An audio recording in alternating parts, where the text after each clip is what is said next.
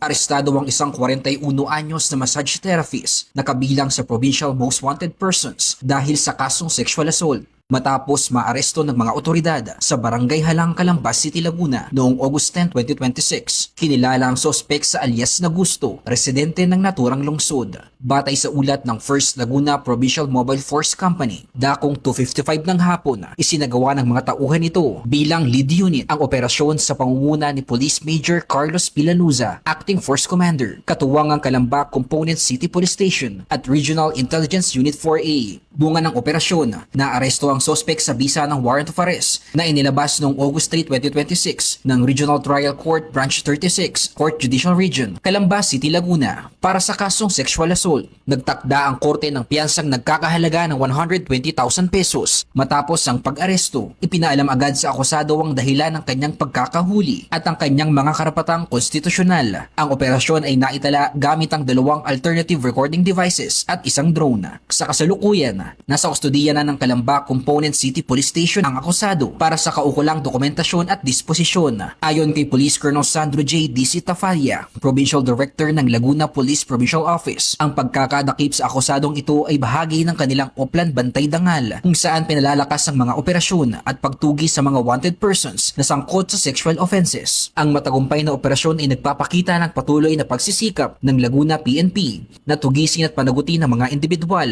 na may kinakaharap na kaso, lalo na ang mga wanted persons na sangkot sa sexual offenses. Ito ang bagong PNP para sa bagong Pilipinas. Serbisyong mabilis, tapat at nararamdaman. Mula dito sa Laguna Police Provincial Office, ako ang inyong PNN correspondent, Patrolman Giancarlo O. Calatin, alagad ng batas, tagataguyod ng Balitang Pulis.